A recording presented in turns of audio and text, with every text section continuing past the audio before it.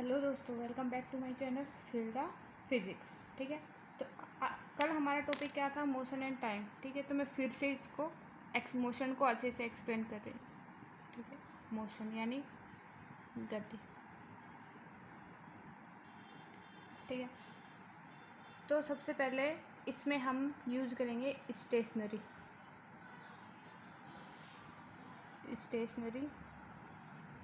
Object. I hope आज तो marker अच्छा होगा। ठीक है, तो ये क्या हो गया? Stationary object. अच्छे से दिख रहा होगा। तो स्टेशनरी ऑब्जेक्ट क्या हो जाएगा कि द ऑब्जेक्ट, हिंदी वालों को मैं भी बताऊंगी साथ साथ में, the object which remain fixed is called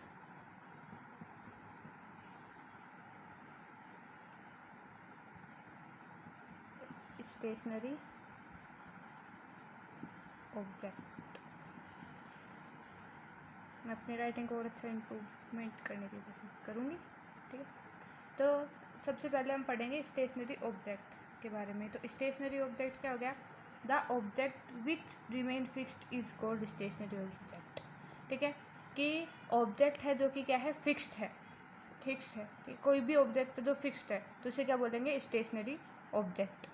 ठीक है, तो इसका एग्जांपल लेंगे, जैसे हम a tree, a school, a house, ये सारी चीज़ें क्या है? स्टेशनरी। यानी ऑल टाइम ये क्या रहेंगी? स्टेशनरी रहेंगी या फिक्स्ड ही रहेंगी, चेंज नहीं होंगी। जैसे ये कोई घर है, ठीक है, एक बार बनने के, जैसे बन गया, ये हमारा घर हो गया। ठीक है, एक बार बन गया तो बनने के बाद ये फिक्स्ड ही रहती है। ये तो है नहीं इसको उठा के थोड़ी देर बाद में यहाँ चलेगा या कुछ सालों बाद यहाँ चलेगा। एक बार बनने के बाद ये क्या हो जाएगा? फिक्स्ड ही हो जाएगा। तो ये हमारा घर क्या हो गया? Stationary object. Stationary object. ठीक है, अब हम इसको हिंदी में बात करते हैं। ठीक है, तो जब हम इसको हिंदी में बात करेंगे तो मैं दोनों में साथ साथ बता देती हूँ, हिंदी और इंग्लिश में। स्टेशनरी ऑब्जेक्ट को क्या बोलेंगे? स्थिर अवस्था बोल दो। ठीक है, स्थिर अवस्था बोल देते हैं हिंदी में। ठीक है, स्थिर अवस्था क्या हो जाएगी? कोई भी अवस्था, मतलब ऑब्जेक्ट एनीथिंग, यानी कोई भी वस्तु है वो है। ठीक है, स्थिर अवस्था। स्थिर से ही हम इसकी डेफिनेशन, स्थिर यानी रुका हुआ।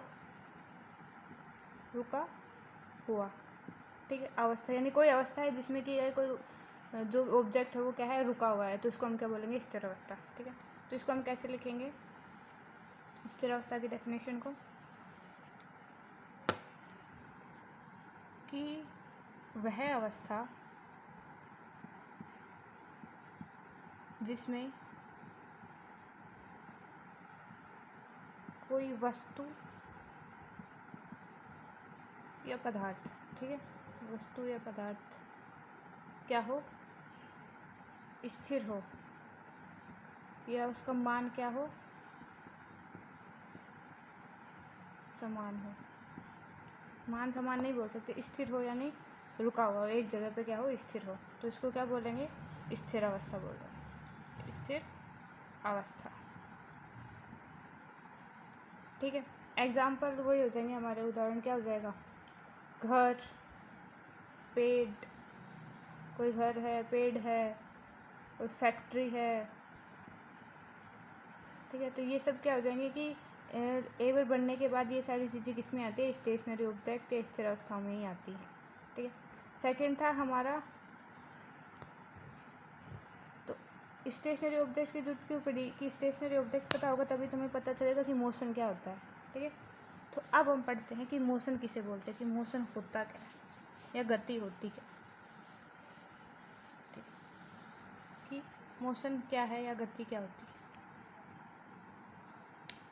ठीक, तो पढ़ेंगे हम मोशन या गति।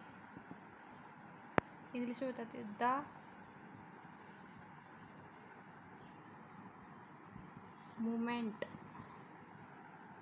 Of a body is called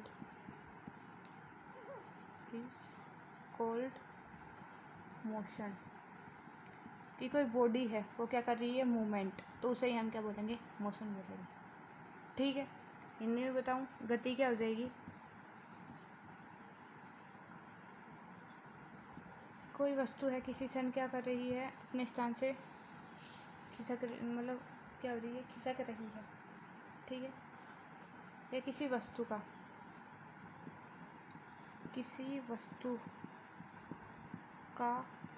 अपने स्थान से खिसकना।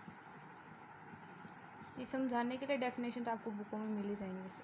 ठीक है, यानी कोई वस्तु है, उसको उसके जो पोजीशन है या उसका जो क्या है, स्टेट है, न सॉरी, जो उसकी पोजीशन है उससे हमने उसको क्या कर दिया, थोड़ा सा खिसका दिया, तो क्या हो जाएगी, गति, या खिसक गई। ठीक है, ज़रूरी नहीं हमें खिसक गई। ठीक है, तो उसे क्या बोलेंगे, गति। ठीक है, जैसे इसके एग्जाम्पल हिंदी और इंग्लिश में एग्जाम्पल तो सेम होंगी। ए कार और बस मूव्स ऑन ए रोड। ठीक है, तो कार और बस हैं, मूव कर रही है यानी गति कर रही है, किस पे, ऑन ए रोड, एक रोड के ऊपर। ठीक है, तो ये जो हो जाएगी, ये तो हमारी हो जाएगी स्टेशनरी, क्योंकि रोड तो स्टेशनरी हो जाएगा, स्टेशनरी ऑब्जेक्ट, यानी इसके रिस्पेक्ट में ये मूव कर रही है, किसी फ्रेम के रिस्पेक्ट में मूव करेंगी। ठीक है, और ये क्या हो जाएंगी, दोनों हमारी मोशन क्वांटिटी। ठीक है, अब हम पढ़ते हैं कि इन दोनों में कॉमन चीज़ें क्या होंगी। ठीक है, तो इन दोनों में कॉमन क्या होगा वो देखिए कि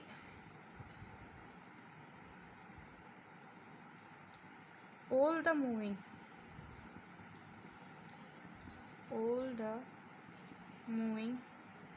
bodies is that they change their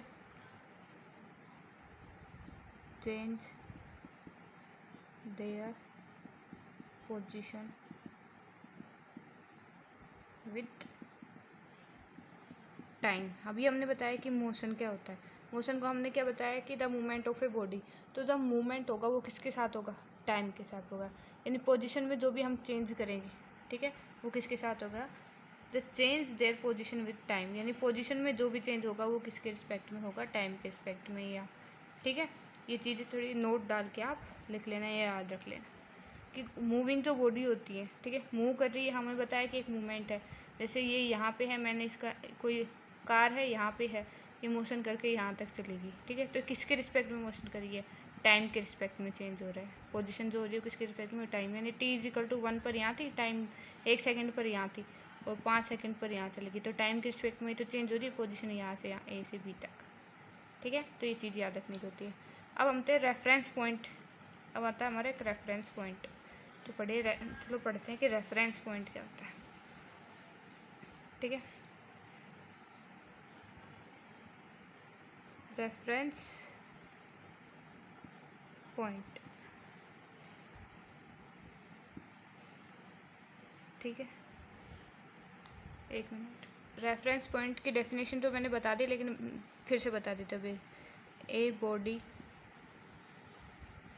is moving when its position change continuously with respect to a stationary object। ठीक है, और इसी को क्या बोलेंगे, as taken as reference point. ठीक है, क्या बोलेंगे कि a body is moving with its position change. Move कर रही है तो पोजिशन में चेंज होगा, सीधी सीधी बात है। कंटिन्यूसली चेंज कर रही है with respect to a stationary object, एक स्टेशनरी ऑब्जेक्ट के रिस्पेक्ट में चेंज कर रही है, ठीक है। तो टेकन एज रेफरेंस पॉइंट, तो जो स्टेशनरी हो जाएगा, यानी ये जो पूरी घटना होगी, हमने ये जो 3 चीज़ें बोली हैं, ये हमारा क्या हो जाएगा, रेफरेंस पॉइंट। बॉडी है, मूव करेगी तो पोजीशन चेंज होगा, किसके रिस्पेक्ट में करेगी, स्टेशनरी ऑब्जेक्ट्स की, तो इसके क्या बोलेंगे, रेफरेंस पॉइंट। तो रेफरेंस पॉइंट क्या होता है, जैसे हमारा ये कोई पॉइंट है, ठीक है, नॉर्मली ये कोई पॉइंट है, तो हम इसको कैसे बताएंगे कि किसके रिस्पेक्ट में मूव कर रही है, ठीक है। जैसे एग्जांपल ले लेते हैं, ये कार है, बहुत बेकार है लेकिन फिर भी कार है, ठीक है। ये t=1 सेकेंड पे यहाँ थी, कहाँ पे, ए पोजीशन पे, ठीक है। ये यहाँ चली गई t=5 सेकेंड पे, ठीक है, बी पॉइंट पे। यहाँ से यहाँ किस में चेंज किया, टाइम के रिस्पेक्ट में तो चेंज किया, पोजीशन में चेंज हुआ तो टाइम में भी हुआ, ए पोजीशन में भी गई तो टाइम भी तो चेंज हुआ, ठीक है। लेकिन एक कार किसके रिस्पेक्ट में चल रही है, रोड पे ही तो चल रही है, हवा में तो उड़ नहीं रही, रोड पे ही तो चल रही है ना, ठीक है। यानी इसका एग्जांपल क्या हो जाएगा, a car moves on a road, ठीक है। तो ऑन ए रोड ये क्या हो जाएगा, स्टेशनरी, अभी मैंने बताया था, स्टेशनरी ऑब्जेक्ट। कार क्या हो जाएगी, मोशन ऑब्जेक्ट ले लो या कोई भी और के ले सकते हैं, मोशन क्वांटिटी, ठीक है। तो इसके रिस्पेक्ट में मूव कर रही है ना, तो ये इसका क्या हो जाएगा, रेफरेंस पॉइंट। यानी रोड जो होगा वो क्या उसका रेफरेंस पॉइंट हो जाएगा, ठीक है। अब हम पढ़ते हैं आगे, एक नोट डाल के लिख लीजिए, if a body moves fairly fast then its movement या motion can be observed immediately, but if body moves very slowly then it become difficult to observe movement immediately. यानी इसका मतलब क्या है कि कोई बॉडी अगर वो फास्टली मूव कर रही है, ठीक है, तो उसको हम उस टाइम पे उसकी जो मोशन होगा उसको हम क्या कर सकते हैं, डिटरमाइन कर सकते हैं, ठीक है। लेकिन अगर बहुत स्लोली चल रही है तो उस टाइम पे हम उसकी मोशन को क्या नहीं कर सकते हैं, ऑब्जर्व नहीं कर सकते हैं, ठीक है। अब हमारा अगला टॉपिक आता है डिस्टेंस और डिस्प्लेसमेंट।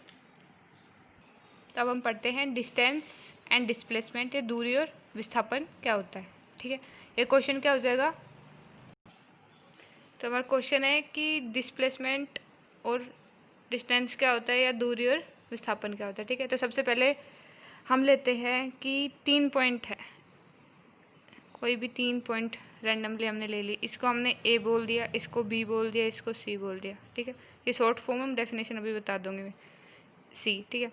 तो मुझे क्या करना है, सी पॉइंट पर पहुंचना है, ठीक है। तो यहाँ से ए से बी गई, बी से सी गई, या ए से सी चले जाओ, ठीक है।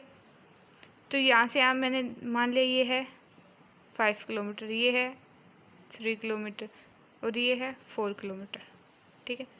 तो यहाँ से इस तरीके से गई तो टोटल क्या हो गया, 5 + 3, किसके लिए, ए सी के लिए। ए से पहले बी पे गई, बी + सी से, बी से सी तक, ठीक है। तो 5 + 3 = क्या हो जाएगा, 8, ठीक है। एक ए सी क्या हो जाएगा, डायरेक्ट अगर मैं जाऊँगी तो 4 किलोमीटर, ठीक है। तो यहाँ से यहाँ तक जो आए ये हमारी होगी दूरी, ठीक है। और ये हमारा हो जाएगा विस्थापन या डिस्टेंस, और ये क्या हो जाएगा, डिस्प्लेसमेंट, ठीक है। अब मैं बताती हूँ आपको डेफिनेशन, फिर समझ में आ जाएगा किस तरीके से मैंने बोला है,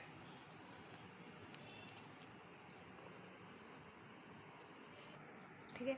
तो डिस्टेंस पढ़ेंगे सबसे पहले तो डिस्टेंस की डेफिनेशन क्या हो जाएगी, the actual length of path covered by a moving body irrespectively of direction which the body travels, ठीक है। यानी द एक्चुअल लेंथ की जो उसकी जो एक्चुअल लेंथ होगी, ऑफ पाथ की जो एक्चुअल लेंथ होगी, covered by a moving body, कोई बॉडी है मूव कर रही है, उसकी जो एक्चुअल लेंथ होगी पथ की उसको कवर कर रही है, इरिस्पेक्टिवली ऑफ डायरेक्शन, यानी डायरेक्शन पे डिपेंड नहीं कर रही हो, ठीक है। विच द बॉडी ट्रैवल, जो बॉडी ट्रैवल कर रही है, ठीक है। तो हमने ये एग्जांपल लिया था कि एक पॉइंट ए है, एक पॉइंट सी है, एक पॉइंट बी है। तो ए से बी में गए 5 किलोमीटर, बी से सी में आए ये 3 किलोमीटर था, और ए से सी में गए ये 4 किलोमीटर था, ठीक है। यानी इरिस्पेक्टिवली ऑफ डायरेक्शन, ठीक है, यानी सॉरी इस रिस्पेक्टिव ऑफ डायरेक्शन, ठीक है। इस रिस्पेक्टिव बोल दो इसको, इस respective of direction which the body travel, जिससे बॉडी ट्रैवल करिए, ठीक है। तो यहाँ से आई ये वाली चीज़ को हमने क्या बोला था, डिस्प्लेसमेंट। ये क्यों बोला था ये भी बताऊंगी मैं आपको। अभी हम क्या पढ़ रहे हैं, डिस्टेंस। तो ए से बी में गए, हमें बोला कि हमें डायरेक्शन नहीं देखनी है, हमें सी तक आना है। तो ए से बी गए, बी से सी गए, ठीक है। तो टोटल हमारी डिस्टेंस किसके लिए, ए सी के लिए कितनी हो गई, ए से बी प्लस बी से सी, सही है। तो 5 + 3 = 8 किलोमीटर, 5 + 3 = कितना हो गया, 8 किलोमीटर। ये हमारी डिस्टेंस हो गई, ठीक है। एक्चुअल लेंथ लेनी है, तो इसकी एक्चुअल लेंथ यही होगी जो इसकी एक्चुअल लेंथ है। ये क्यों नहीं है, ये क्योंकि इसको हमने डिस्प्लेस किया है, कि इस पॉइंट को हम यहाँ से यहाँ लेके गए हैं, डिस्प्लेस किया है, ठीक है। यानी स्ट्रेट लाइन मोशन है, तो स्ट्रेट लाइन के लिए हम क्या कर रहे हैं, डिस्प्लेसमेंट को बता देते हैं, ठीक है। अब इसके एग्जाम्पल बताऊँ आपको, डिस्टेंस के एग्जाम्पल बहुत सारे, ठीक है। या क्या बता दे कि डिस्टेंस ओनली किसका फंक्शन होती है, मैग्नीट्यूड का। ये एप्लीकेशन होंगी तब बता दूँगी मैं आपको। डिस्प्लेसमेंट की डेफिनेशन बता देती हूँ, ठीक है। डिस्प्लेसमेंट किसे कहते हैं, ये विस्थापन किसे कहते हैं, ठीक है। द स्ट्रेट लाइन पथ between the initial and final position, कि इनिशियल और फाइनल पोजीशन के बीच में क्या है, एक स्ट्रेट लाइन पथ, ठीक है। तो स्ट्रेट लाइन पाथ यानी ए और सी था हमारा, तो हमने एक स्ट्रेट लाइन खींच दी इन दोनों के बीच में, ये इतनी हमारी कितनी होगी, 4 किलोमीटर, ठीक है। तो ये क्या हो जाएगा, डिस्प्लेसमेंट हो जाएगा, ठीक है। अब इसमें एक नोट है, वो नोट लिख लीजिए। Note, displacement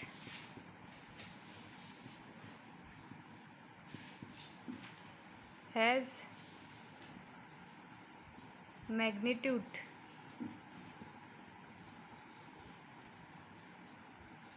as well as direction. Displacement क्या हो जाएगा कि displacement has magnitude as well as direction, यानी इसका जो मैग्नीट्यूड होगा, ठीक है, और इसकी डायरेक्शन भी होगी। यानी डिस्प्लेसमेंट क्या होगा, एक फिक्स डायरेक्शन में ही कर सकते हैं हम।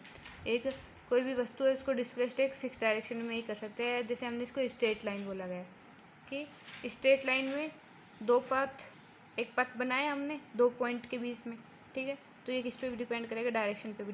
डिस्प्लेसमेंट किस पे डिपेंड करती है, डायरेक्शन पे, ठीक है। ये नोट फर्स्ट हो गया। नोट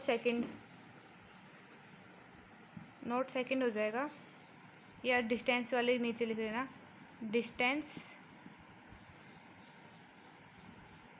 हैज ओनली मैग्नीट्यूड, कि डिस्टेंस का क्या होता है, ओनली मैग्नीट्यूड होता है, वो डायरेक्शन पे डिपेंड नहीं कर सकती है।